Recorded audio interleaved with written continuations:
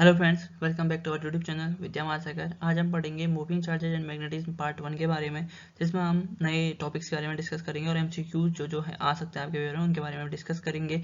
अगर आपको इस वीडियो का पीडीएफ चाहिए तो हमारे टेलीग्राम चैनल से आपको मिल सकती है। टेलीग्राम चैनल का लिंक डिस्क्रिप्शन बॉक्स में डाला हुआ है और साथ ही साथ आपको प्रीवियस वीडियोस भी देखनी है तो प्लेलिस्ट का लिंक भी हमने डिस्क्रिप्शन बॉक्स में डाला है। तो वहाँ से जाके पार्ट 1, 2, 3 जितने भी हैं सब सीरीज में लगाए हुए हैं, तो आप उन सभी वीडियोज़ को भी जाके देख सकते हैं। तो बढ़ते हैं आज की वीडियो की तरफ। सबसे पहले है moving charges and magnetism. Magnetism यानी कि मैग्नेट जिसमें साउथ पोल नॉर्थ पोल होता है। चार्जेस की तरह भी जो सेम पोल्स होते हैं वो रिपेल करते हैं, जबकि अपोजिट पोल्स जो होते हैं वो अट्रैक्ट करते हैं। सिंपल सी बात है, आपने मैग्नेट में देखा ही होगा। और जो मूविंग चार्जेस होते हैं, मूविंग चार्जेस क्या होते हैं, डिफरेंट टाइप के चार्जेस होते हैं। मूविंग चार्जेस के बारे में भी हम पढ़ेंगे, ठीक है। जैसे इलेक्ट्रिक चार्ज होते हैं, चार्ज यानी कि पॉजिटिव नेगेटिव बहुत सारे चार्ज होते हैं, वैसे ही मूविंग चार्जेस होते हैं, यानी कि जो चार्ज मूव करते हैं उन्हें हम मूविंग चार्जेस कहते हैं सिंपली, ठीक है। ऑयस्टर एक्सपेरिमेंट यानी कि हेंस क्रिश्चियन ऑयस्टर थे, जिन्होंने देखा कि जब भी करंट कैरिंग वायर था, यानी कि करंट कैरिंग वायर को जब भी हम किसी मैग्नेटिक कंपास के पास ले जाते हैं तो उसकी नीडल में कुछ डिफ्लेक्शन दिखा रही थी। तो उन्होंने नोटिस किया इसे और उन्होंने इस पर एक एक्सपेरिमेंट कंडक्ट कराया, ठीक है। तो उन्होंने पाया कि जो कंपास है वो नीडल जो है वो टेंजेंशियली अलाइन कर रही है, इमेजनरी सर्कल बना रहे हैं सेंटर के अकॉर्डिंग, तो टेंजेंशियली अलाइन कर रही है, ठीक है। जैसे जैसे हम करंट के वायर जो जिसकी वजह से उसमें क्या हो रही है, डिफ्लेक्शन हो रही है, ठीक है। फिर उन्होंने उसके बाद देखा कि जैसे जैसे उन्होंने डायरेक्शन ऑफ करंट को रिवर्स किया तो जो नीडल है, कंपास नीडल है, उसका जो डिफ्लेक्शन था वो भी रिवर्स हो जा रहा था जो ऑपोजिट डायरेक्शन में, ठीक है। पहले तो उन्होंने देखा कि जो कंपास नीडल हो रहा है वो डिफ्लेक्शन दिखा रहा है due to current carrying wire, लेकिन जब उन्होंने करंट कैरिंग वायर की डायरेक्शन बदल दी तो जो नीडल है उसकी डायरेक्शन भी क्या हो गई, रिवर्स हो गई, ठीक। फिर द डिफ्लेक्शन इंक्रीजेज, और उसके बाद उन्होंने ये भी नोटिस किया कि जो डिफ्लेक्शन है वो बढ़ते जा रही है जैसे जैसे उस वायर को वो क्लोज ला रहे हैं नीडल के, ठीक है। और इंक्रीजिंग द करंट, और करंट भी बढ़ा रहे हैं और वायर को नजदीक ला रहे हैं, तो नीडल की जो डिफ्लेक्शन है वो भी बढ़ती जा रही है, ठीक है। और जो आयरन फिलिंग्स होती है, यानी कि जो तार के जो आपने एक वायर देखा होगा जिसमें आयरन फिलिंग्स लगी रहती हैं, वो उनको कंसेंट्रिक सर्कल्स में एक अरेंज करती थी, ठीक है। कंक्लूजन क्या पता हमें पता चला कि जो मूविंग चार्ज होते हैं और करंट होते हैं वो एक मैग्नेटिक फील्ड पैदा कर देते हैं अपने सराउंडिंग स्पेस में, ठीक। नोटिस किया है important convention current out of the plane is depicted by a dot, यानी कि कोई भी जो करंट है वो अगर बाहर आ रहा है प्लेन से तो हम उसे एक डॉट से दिखाएंगे, यानी कि डॉट क्रॉस प्रोडक्ट देखा होगा आपने, डॉट से दिखाएंगे। अगर जो कोई भी करंट है प्लेन के अंदर जा रहा होगा तब हमें क्रॉस से दिखाएंगे, यानी कि क्रॉस साइन से दिखाएंगे, जो मल्टीप्लाई का जैसा साइन होता है, ठीक। अब पढ़ेंगे magnetic field. Like static charges produce electrostatic field, जैसे कि चार्ज इलेक्ट्रोस्टैटिक फील्ड बनाते हैं, वैसे ही जो मूविंग चार्जेस होते हैं वो इलेक्ट्रोस्टैटिक के साथ साथ मैग्नेटिक फील्ड भी बनाते हैं, ठीक है। ये एक वेक्टर क्वांटिटी होती है मैग्नेटिक फील्ड, जिसकी SI यूनिट टेस्ला और वेबर पर मीटर स्क्वायर होती है, जिसकी CGS यूनिट गॉस होती है और 1 गॉस इक्वल टू 10⁻⁴ टेस्ला होता है, ठीक। Principle of superposition of magnetic field, जैसे हमने इलेक्ट्रिक फील्ड में सुपरपोजिशन पढ़ा था वही सुपरपोजिशन यहाँ भी होता है। सुपरपोजिशन का मतलब होता है कि जितने भी एक पॉइंट पे जितने भी मैग्नेटिक फील्ड लग रहे होंगे उन सबका जो सम होता है उसे ही हम सुपरपोजिशन कहते हैं, ठीक। अगला है मैग्नेटिक फोर्स। क्या होता है magnetic force on a moving charge particle. The magnetic force F be on charge Q, यानी कि एक ऐसे पार्टिकल जिसका चार्ज क्यू है, वी वेलोसिटी से मूव कर रहा होगा मैग्नेटिक फील्ड बी में, उसको हम दे सकते हैं F B equal to Q V cross V, यानी कि Q V B sine theta. अब ये डिपेंड करता है कि क्यू वी पी पे, यानी कि फोर्स डिपेंड करता है क्यू वी बी पे। जैसे जैसे क्यू वी बी चेंज होगा वैसे ही एफ बी चेंज होगा। अगर तीनों बढ़ रहे हैं तो फोर्स भी बढ़ेगा, अगर तीनों घट रहे हैं तो मैग्नेटिक फोर्स भी क्या करेगा, घटेगा। मैग्नेटिक फोर्स को हमेशा बी से दिखाते हैं, तो एफ के बेस में बी का मतलब मैग्नेटिक फोर्स, ठीक है। और ये देखा, ठीक है। Force on a negative charge is opposite to that on a force of negative charge, यानी कि पॉजिटिव चार्ज में जो फोर्स होगा वो अपोजिट होगा जो फोर्स होगा नेगेटिव चार्ज है, भले ही सेम हो लेकिन अपोजिट डायरेक्शन में जरूर होंगे, वो अपोजिट साइन होगा उनका, ठीक है। और जो मैग्नेटिक फोर्स होता है क्यू वी बी, इनके बीच में क्या होता है, क्रॉस होता है, जिसकी वजह से पता चलता है कि एक वेक्टर प्रोडक्ट है, और वेलोसिटी और मैग्नेटिक फील्ड का क्या है, एक वेक्टर प्रोडक्ट है। So force will always be perpendicular, तो जो फोर्स होगा वी और बी के बीच में वो हमेशा परपेंडिकुलर होगा, और जो डायरेक्शन ऑफ फोर्स होगा वो क्रॉस प्रोडक्ट से देंगे हम फ्लेमिंग से लेफ्ट हैंड रूल से, ठीक। Since F B is perpendicular to V, जैसे हमने अभी पढ़ा कि एफ बी जो है परपेंडिकुलर है वी के, तो वर्क डन जो होगा इज ऑलवेज जीरो, यानी कि जो हमेशा वर्क डन होगा वो जीरो होगा, और जो स्पीड होगी वो हमेशा कांस्टेंट रहेगी, ठीक है। और जो वेलोसिटी होगी उसकी डायरेक्शन चेंज नहीं होगी, ठीक। Magnetic force becomes zero when V equal to zero, जैसे देखो यहाँ पर वी जीरो हो गया तो पूरा मैग्नेटिक फोर्स जीरो जाना है, सिंपल सी बात है। मैग्नेटिक फोर्स जीरो, अगर वेलोसिटी जीरो तो मैग्नेटिक फोर्स भी जीरो, यानी कि जो मूविंग चार्ज होंगे उसमें कोई भी मैग्नेटिक फोर्स नहीं होगा, नहीं एक्सपीरियंस करेंगे वो। Magnetic force depend on frame of reference, frame of reference से डिपेंड करता है मैग्नेटिक फोर्स, ठीक। Magnetic force becomes zero when V is parallel to B, अब जब वी बी के पैरेलल होगा तब जो मैग्नेटिक फोर्स होता है वो भी क्या हो जाता है, जीरो हो जाता है, ये कह रहे हैं ये। अब केस पहला है कि जब v परपेंडिकुलर है p के, if change charged particle move with velocity v इंटर्स in magnetic field b। अब कोई चार्ज पार्टिकल v है, मैग्नेटिक फील्ड b में एंटर कर रहा है, ये पार्टिकल है v, वेलोसिटी v है, मूव कर रहा है ये b पार्टिकल में, ठीक है, b मैग्नेटिक फील्ड में एंटर कर रहा है। The force act such that the particle moves in circular path. अब उसमें फोर्स ऐसे एक्ट कर रहा है कि वो एक सर्कुलर पाथ में मूव करने लग जाता है, जो आपको यहाँ पर ब्लू कलर से दिख रहा है सर्कुलर पाथ। और the same speed v let radius of circle भी r, v स्पीड से, और हमने माना कि जो रेडियस है सर्कल का वो r हो गया। जो मैग्नेटिक फोर्स होगा जो पार्टिकल एक्सपीरियंस करेगा वो सेंट्रीपिटल फोर्स एक्सपीरियंस करेगा। सेंट्रीपिटल फोर्स होता है F=mv²/r, तो उसका जो फॉर्मूला निकलेगा वो निकलेगा QVB sin 90 mv²/r। तो QB=mv/r, तो बाकी उसके बाद इस तरीके का सॉल्यूशन निकलेगा। तो आप याला और याला फॉर्मूला याद कर लेना, क्योंकि ये पेपर के लिए बहुत ही इंपॉर्टेंट है। अब देखो टाइम पीरियड क्या होता है। Time period of the particle is independent of speed and radius of the particle. और जो टाइम पीरियड होता है वो स्पीड और रेडियस के इंडिपेंडेंट होता है। If a charge particle of mass m and charge q इंटर्स a magnetic field with different velocity, यानी कि कोई भी चार्ज पार्टिकल मास, इसका मास m और चार्ज q है, मैग्नेटिक फील्ड में एंटर कर रहा है, तो उसका जो टाइम पीरियड होगा वो हमेशा सेम रहेगा। और टाइम पीरियड को आप इस फॉर्मूले से दिखा सकते हैं जो आप यहाँ पर देख रहे हैं, ठीक है। इस फॉर्मूले से आपका टाइम पीरियड पता चल जाएगा। और जो ये फॉलोइंग टेबल है इसको आप यूज करेंगे, जो अभी हम क्वेश्चन करने जा रहे हैं इसके बाद, उनको आप इजी तरीके से कर सकते हो। प्रोटॉन का चार्ज होता है +c, इलेक्ट्रॉन का चार्ज होता है -e, अल्फा पार्टिकल का चार्ज होता है +2e, साथ में ड्यूटेरियम का चार्ज होता है +e, और e की वैल्यू होती है 1.6 × 10⁻19। अब उसके हिसाब से प्लस का साइन आप वहां पर लगा देंगे जो भी क्वेश्चन पूछेगा। और साथ में प्रोटॉन का मास होगा m, इलेक्ट्रॉन का होगा m/1840, अल्फा पार्टिकल का होगा 4m, ड्यूटेरियम का होगा 2m, ठीक। इन सब चीजों का आप ध्यान में रखना है। अब है इंपोर्टेंट प्रीवियस ईयर क्वेश्चन। पहला है कि an alpha particle is accelerated through a potential difference of 10 kilovolt. एक अल्फा पार्टिकल है जिसे हमने एक्सेलरेट किया 10 किलोवोल्ट पोटेंशियल डिफरेंस से, और वो मूव करता है एक्स एक्सिस में। It enters into a region में जिसका मैग्नेटिक फील्ड इतना दे रखा है 2 × 10⁻³ और वो y एक्सिस में मूव कर रहा है, ठीक है। तो हमें radius of the path find करना है। अब मास ऑफ अल्फा पार्टिकल दे रखा है आपको यहाँ पर 6.4 × 10⁻27 kg, और ये 2020 यानी कि साल ही पूछा गया 3 नंबर में ये क्वेश्चन आया। देखो इतना सिंपल छोटा सा सॉल्यूशन है, 3 नंबर में आया हुआ है, ठीक।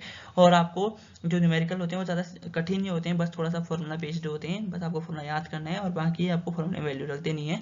और जो डिफिकल्टी वैल्यूज होते हैं, जैसे देखो mass of proton alpha particle हमको आती तो पता तो नहीं थी, तो इन्होंने मास ऑफ अल्फा पार्टिकल दे दिया, ठीक है। यानी कि जो वैल्यू डिफिकल्ट होती है याद करने के लिए वो भी एग्जाम में हमें दी रहती हैं, ठीक है। एक बार फ्रंट पेज पढ़ लेना, उसमें सारी वैल्यूज दी रहती हैं या फिर क्वेश्चन में ही दी होंगी, ठीक।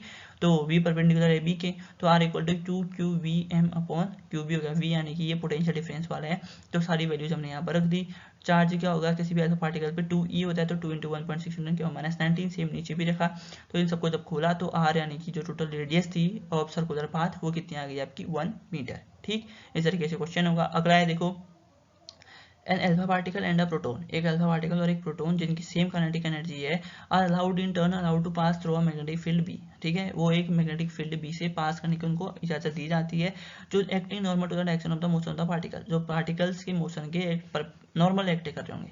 Calculate the ratio of radii of the circular path. तो हमें क्या करना है, सर्कुलर पाथ का रेडाई का जो रेशियो है वो कैलकुलेट करना है। अब देखो आरपी यानी कि जो प्रोटॉन है उसका आर अल्फा यानी कि आर अल्फा, ठीक है। तो इस तरीके से इक्वल टू 2KEm/QPB निकाला। अब QPB/2KEm/n, ठीक है।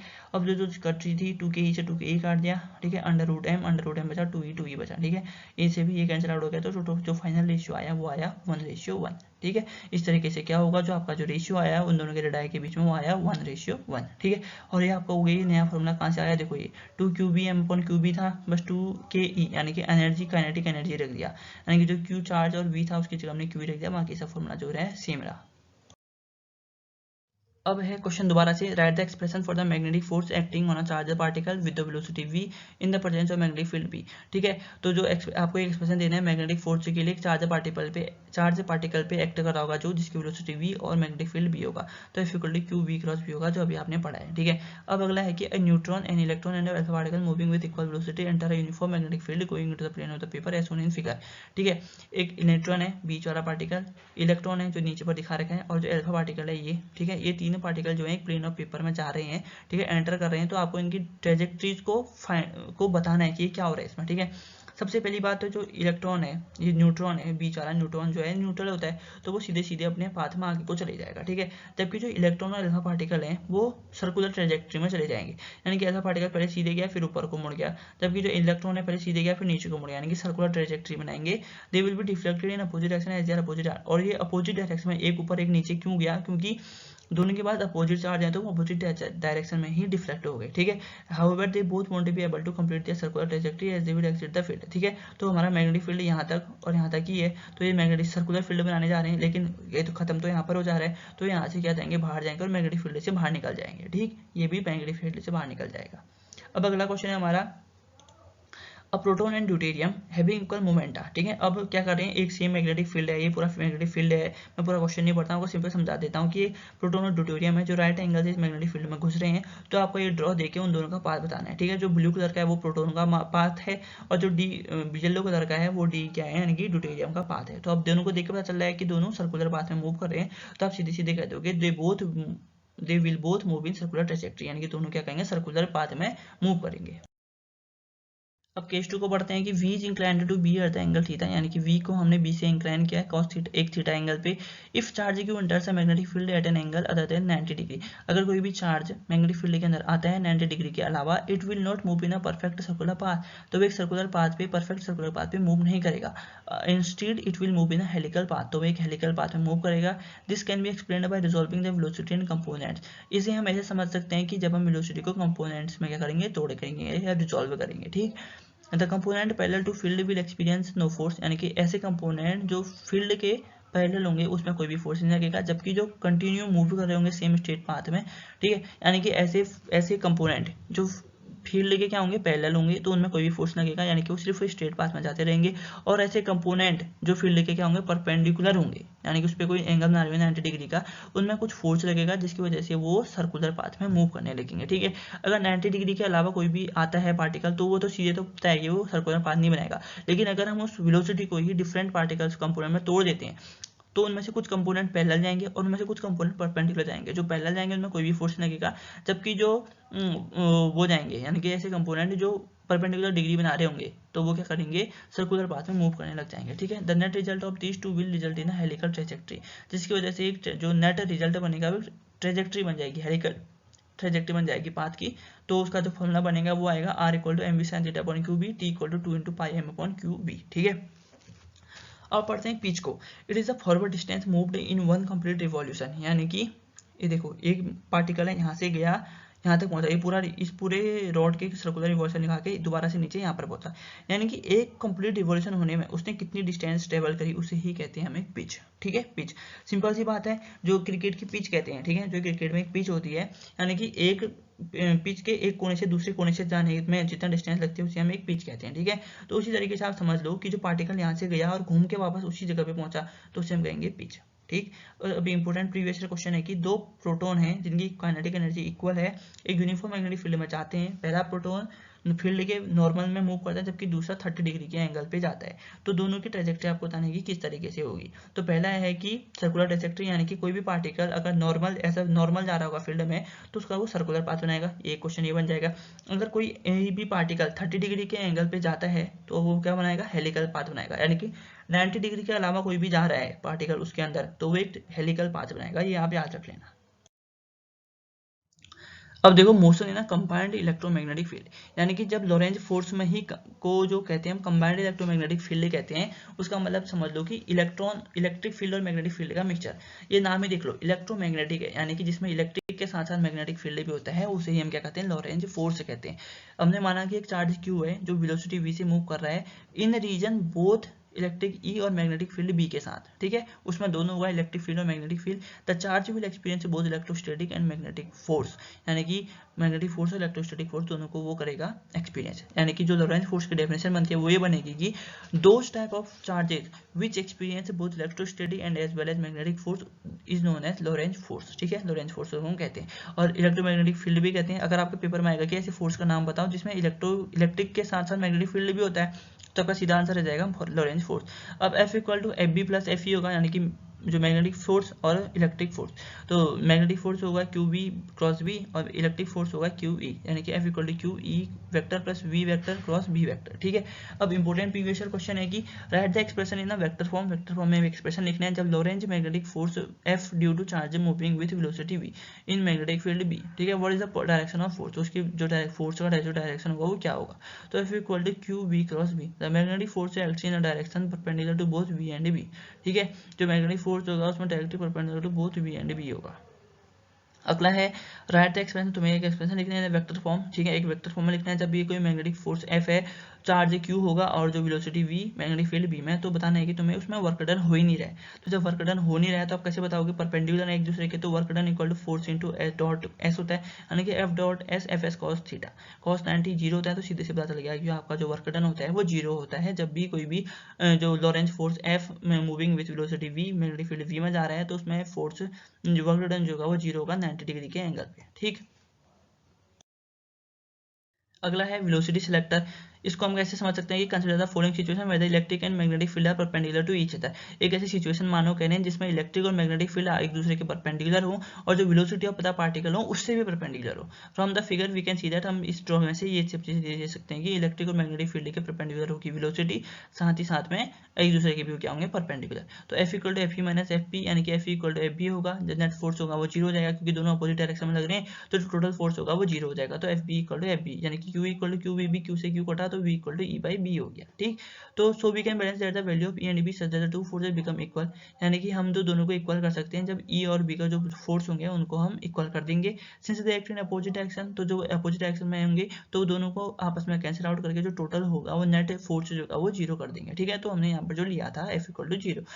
This condition can be used to select particles of a particular velocity out of a beam containing charges with, तो हम इससे क्या कर सकते हैं कि हम डिपेंडेंट पार्टिकल को सिलेक्ट कर सकते हैं जो एक पर्टिकुलर वेलोसिटी से जा रहे होंगे, हम उनको सिलेक्ट कर सकते हैं, उनको देख सकते हैं कि कैसे वो जा रहे हैं, ठीक है, जिनकी जो स्पीड होगी वो डिफरेंट होगी। Therefore the crossed E and B field से act as a velocity selector, यानी कि जो ई और बी के जो क्रॉस्ड फील्ड होते हैं आपस में जब वो वहाँ पर क्रॉस कर रहे होते हैं उसे हम क्या करते हैं, वेलोसिटी सिलेक्टर की तरह यूज करते हैं।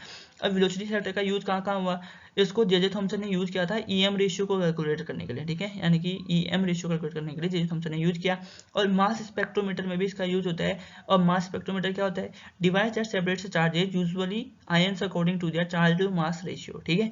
तो मास स्पेक्ट्रोमीटर ये होता है। अब है साइक्लोट्रॉन। साइक्लोट्रॉन बहुत ही इंपॉर्टेंट टॉपिक है, भले ही इस बार क्या कहते हैं आपके एमसीक्यूज आ रहे हों, तो इसमें से जो साइक्लोट्रॉन के छोटे छोटे टॉपिक है मैं आपको समझा दूंगा, ठीक है। तो पढ़ते हैं, ठीक है, ड्रॉ को भी हम समझेंगे, कंस्ट्रक्शन में ड्रॉ को समझेंगे। सबसे पहले कि साइक्लोट्रॉन क्या होता है। साइक्लोट्रॉन एक ऐसा डिवाइस है जो चार्जर पार्टिकल्स को एसिलेट कर देता है, जितनी उनकी एनर्जी होती है उससे भी ज़्यादा एसिलेट करता है, उनकी एनर्जी को हाई बना देता है, ठीक है। तो ये देख लो, ये जो बीच में से एक पार्टिकल है ये गया डी के अंदर आया, फिर बाहर आया, फिर इसकी रेडियस बढ़ गई, फिर रेडियस बढ़ गई, फिर रेडियस बढ़ गई, फिर ये बाहर निकल गया। अब ये क्यों निकला इसके बारे में भी हम पढ़ेंगे। सबसे पहले कंस्ट्रक्शन पढ़ लेते हैं, ड्रॉ है क्या। It consist of two semi circular disc, यानी कि देखो आपने सीडी देखी होगी, डिस्क जो होती है पूरी गोल होती है, ठीक है, यानी कि जब एक डिस्क को आधे में काटोगे तो सेमी सर्कल बन जाएगी, ठीक है। दो सेमी सर्कुलर डिस्क हैं जिसको हम D1 और D2 के नाम से जानते हैं, देखो D1 और D2, ठीक है। और उनके बीच में जो होगी छोटी सी डिस्टेंस होगी, ठीक है, सेपरेटेड बाय स्मॉल डिस्टेंस, जिसे हम क्या कहते हैं, डीज भी कहते हैं, यानी कि जो इनको डी है ये डीज भी कहते हैं क्योंकि ये डी के शेप के होते हैं, ये एक उल्टा डी, ये उल्टा डी, दोनों का नाम डीज, DEES, डीज, ठीक है। It also contain oscillator which produce an oscillating electric field, इनके बीच में एक ऑस्किलेटर भी प्रेजेंट रहता है जो ऑस्किलेटिंग इलेक्ट्रिक फील्ड को ऑब्टेन करता है। The cyclotron makes use of crossed electric and magnetic field to increase the energy of charge, ठीक है। और जो साइक्लोट्रॉन है वो इलेक्ट्रिक और क्रॉस्ड इलेक्ट्रिक और मैग्नेटिक फील्ड को यूज करता है, जिसकी वजह से वो चार्ज पार्टिकल्स की जो एनर्जी होती है उसको बढ़ा देता है। अब प्रिंसिपल क्या होगा, a cyclotron works on the principle that the time taken by an atom to complete one revolution in its orbit is independent of the speed or radius of its orbit। Principle क्या है, एक cyclotron उस basis पे work करता है कि कोई भी एक पार्टिकल है उसके द्वारा कितना टाइम लिया गया एक ऑर्बिट को कंप्लीट करने के लिए, यानी कि वो उसके बाद ये नहीं देखता है कि उसमें कितना स्पीड थी, कितनी रेडियस थी, वो बस ये देखता है कि उसने कितना टाइम लिया उस ऑर्बिट को कंप्लीट करने के लिए, ठीक है। अब वर्किंग क्या है, इनसाइड द डीज, पहले मैं इंग्लिश में पढ़ देता हूँ पूरा, फिर आपको हिंदी में समझाऊंगा, ठीक है। Inside the dees the particle is shielded as no electric field acts on it, the magnetic field acts on the charged particle and make it goes in a trajectory, circular trajectory. Every time the charged particle moves out of one of the dees it is acted upon by the electric field. The direction of electric field changes in tune with the circular motion of the charge such that it is always accelerated by the electric field. Each time the charge is accelerated, its energy increases and hence its radius increases as well. So it moves in a spiral trajectory. The increase in kinetic energy of the particle is QB every time it crosses one of the D's. The E's are repeatedly accelerated till they have energy radius approximately that of the D. They are then directed by the magnetic field and leave the system through an exit slit. तो अब इसको समझते हैं, ठीक है। जो डीज होती है ना कि जो सेमी सर्कुलर डी थे उनके अंदर जो होता है उसमें कोई भी इलेक्ट्रिक फील्ड नहीं होता है, जिसकी वजह से जो पार्टिकल होते हैं वो शील्डेड होते हैं। ठीक है, उन पार्टिकल में जो क्या है मैग्नेटिक फील्ड लग रहा होता है, मैग्नेटिक फील्ड की वजह से वो लोग क्या होते हैं सर्कुलर पाथ में मूव कर रहे होते हैं। ठीक है, जैसे ही वो चार्जड पार्टिकल डी के बाहर आते हैं, जो डीज होते हैं थोड़ी सी डिस्टेंस होती है दोनों डीज के बीच में, तो जैसे ही थोड़े से डिस्टेंस के बीच में जब वो डीज वो पार्टिकल पहुंचते हैं तो वो इलेक्ट्रिक फील्ड को एक्सपीरियंस करते हैं। ठीक है, अब जो इलेक्ट्रिक फील्ड होता है उनकी जो एक्सीलरेशन होती है उसको और ज्यादा बढ़ा देता है, यानी कि उनको इतना ज्यादा एक्सीलरेट कर देता है कि जिसकी वजह से जो उनका रेडियस होता है, जिस रेडियस से वो मूव करते होते हैं उस वो रेडियस उनका बढ़ जाता है। ठीक है, फिर वो जितनी तेज जाते हैं फिर दूसरे मतलब बाहर निकले, फिर इलेक्ट्रिक फील्ड एक्ट हुआ, फिर उन्होंने उसका एक्सीलरेशन कर दिया, यानी कि वो एक्सीलरेशन से काम कर रहा होता है कर रहा होता है कर रहा होता है और वो सर्कुलर मूव कर रहे होते हैं। ठीक है, जैसे ही वो बाहर आते हैं सर्कुलर मूव करने से बाहर आते हैं तो इलेक्ट्रिक फील्ड उनकी स्पीड बढ़ा देता है और अंदर जैसे अंदर जाते हैं तो मैग्नेटिक फील्ड उनको सर्कुलर फील्ड में अलाइन कर देता है। ठीक है, तो ये उनका मूवमेंट चलता है, इलेक्ट्रिक फील्ड एक्सीलरेट करा देता है जबकि मैग्नेटिक फील्ड उनको सर्कुलर मोशन कराने में हेल्प करता है। ये चीज याद रख लेना, जो स्पाइरल मूवमेंट बना था गोल गोल तो वो इस वजह से बन रहा था। ठीक, और वो तब तक बढ़ाते रहते हैं उसकी एक्सीलरेशन बढ़ाते रहते हैं जब तक जो उसका रेडियस है, यानी कि जो पार्टिकल है उसका रेडियस बराबर ना हो जाए डीज के बराबर, यानी कि डीज के बराबर जब जैसे ही हो गया उसके बाद उससे मैग्नेटिक फील्ड को डायरेक्ट करता है सिस्टम को लीव करने के लिए एक एक्सिडेंट स्लेट के द्वारा। ठीक है, एक जगह से बाहर निकलनी थी, अभी हमने डायग्राम में देखा, तो वहां से वो निकल जाता है, बाहर निकल जाता है। ठीक है, अब इसकी कैलकुलेशन है कि इसका फॉर्मूला क्या होगा, when positive charged particles like proton are released in the centre of the dee, यानी कि जब पॉजिटिवली प्रोटॉन्स को डीज के सेंटर में छोड़ दिया जाता है, they move in a semi circular path in one of the dees. अब वो जो डीज होते हैं वो आधे ही होते हैं, आधे सर्कल होते हैं, तो सेमी सर्कुलर पाथ में ही मूव कर देंगे। ठीक है, अब जो then arrive in the gap between them, तो उनके गैप के बीच में आ जाते हैं और टाइम इंटरवल क्या हो जाता है वहाँ पर t/2 हो जाता है, जिसकी वजह से हम गिवन करते हैं t/2, यानी कि जो t/2 होता है तो 2 इधर चलेगा, 2 × q/m। ठीक है, अब जो टाइम पीरियड होता है वो 1 फ्रीक्वेंसी होता है, हमको पता है, तो फ्रीक्वेंसी इक्वल टू यानी कि टाइम का रेसिप्रोकल। तो इस फ्रीक्वेंसी को हम क्या कहेंगे साइक्लोट्रॉन फ्रीक्वेंसी के नाम से भी जानते हैं। अगर आपका पेपर में आया कि व्हाट इज साइक्लोट्रॉन फ्रीक्वेंसी, तो आप वाला फॉर्मूला वहाँ पर टिक कर देना कि ये होती है हमारी क्या होती है साइक्लोट्रॉन फ्रीक्वेंसी होती है। ठीक है, अब क्या कहते हैं frequency of the applied voltage adjusted such that the polarity of the dees is reversed, यानी कि जो डीज की जो पोलैरिटी है उसको रिवर्स करने के लिए यूज करे जाते हैं समटाइम्स। ठीक है, that is frequency of applied voltage equal to cyclotron frequency, और जो अप्लाइड वोल्टेज की फ्रीक्वेंसी होती है वो साइक्लोट्रॉन की फ्रीक्वेंसी के बराबर होती है। इस कंडीशन को हम क्या कहेंगे रेजोनेंस कंडीशन। हम यहाँ से कैलकुलेट कर सकते हैं kinetic energy of the ion, जो कि ये है। ठीक है, इस तरीके से आप इसको सॉल्व कर सकते हैं। अब इसके यूज कहाँ कहाँ है, bombard nuclei with energetic particles to study nuclear reaction, nuclear reaction की स्टडी करने के लिए जो बॉम्बार्ड किए जाते हैं एनर्जेटिक पार्टिकल्स को न्यूक्लियाई के साथ। ठीक है, implant ions in solids to modify their property, यानी कि सॉलिड्स में आयंस को इम्प्लांट करेंगे ताकि जो पार्टिकल है उनकी प्रॉपर्टीज बढ़ जाए और उनको सिंथेसाइज किया जाए। हॉस्पिटल में यूज किए जाते हैं ताकि रेडियो एक्टिव सब्सटेंस में यूज करा जाए, रेडियो एक्टिव सब्सटेंस यूज करें डायग्नोसिस और ट्रीटमेंट में। ठीक है, अब अगला मैग्नेटिक फोर्स होना करंट कैरिंग कंडक्टर, कोई भी करंट कैरिंग कंडक्टर है उसमें मैग्नेटिक फोर्स कितना आता है। हमने माना कि एक रॉड है जिसकी लेंथ L है, uniform cross section area A है, और जो उसमें जो नंबर ऑफ इलेक्ट्रॉन्स मूव कर रहे हैं पर यूनिट वॉल्यूम वो n है, तो टोटल नंबर ऑफ इलेक्ट्रॉन्स हो गए n स्मॉल n, यानी कि जितने भी मूव कर रहे हैं, L यानी कि लेंथ, A यानी कि उस एरिया में कितने मूव है। ठीक है, तो लेट ड्रिफ्टिव वेलोसिटी भी Vd हो गया, तो टोटल फोर्स हो गया जो होगा F = NIAE electric charge Vd drift velocity into B यानी कि मैग्नेटिक फील्ड। ठीक है, अब हमने प्रीवियस चैप्टर में पढ़ा है कि जो Vd होती है NeVd करंट डेंसिटी होती है J, और NeAVd होता है वो I के साथ होता है। ठीक है, तो जो F = ये सारा फॉर्मूला लिखा, तो F = L और ये जो I है इसको भी हम पढ़ते हैं क्रॉस B हो गया। ठीक है, जहाँ पर जो ये बोल्ड लेटर में लिखा हुआ है I, ये vector of magnetic equal to the length of the conductor, ये कंडक्टर की लेंथ के बराबर होगा। ठीक है, और जो direction is that of current I, और उसकी जो डायरेक्शन होगी वो करंट L की I की तरह की जैसी होगी। ठीक है, नोट क्या करना है, current is not a vector, we transfer the vector sign. Current कभी भी वेक्टर क्वांटिटी नहीं है, बस हमने उसका जो करंट डेंसिटी का जो साइन है वो I करंट में ट्रांसफर किया है। ठीक है, ये याद रखना कि करंट कभी भी एक वेक्टर क्वांटिटी नहीं होती है। तो ठीक है दोस्तों, आज की वीडियो में यही था। मैं उम्मीद करता हूँ कि आपको वीडियो पसंद आई होगी। अगर आपको वीडियो पसंद आई तो प्लीज़ हमारे चैनल को सब्सक्राइब करें, वीडियो को लाइक करें, अपने दोस्त के साथ शेयर करें, कमेंट करके बताएं कि आपको कहाँ पर समझ में नहीं आ रहा और आपको अगली वीडियो किस टॉपिक पे चाहिए। तो तब तक के लिए 2 गज की दूरी, मास्क है जरूरी, सोशल डिस्टेंस की बनाए रखें। ठीक है, दोबारा से कोरोना की ये फैलने की न्यूज़ आ रही है। ठीक है, वैक्सीन तो लग रही है, बस आप सावधानी बरतेंगे तो ये भी ठीक हो जाएगा। तो 2 गज की दूरी, मास्क है जरूरी, अपना ध्यान रखिए, अपने घर वालों का ध्यान रखिए, आसपास आप सही बनाए रखें। मिलते हैं नेक्स्ट वीडियो में, तब तक thanks for watching, take care, जय हिंद, जय भारत।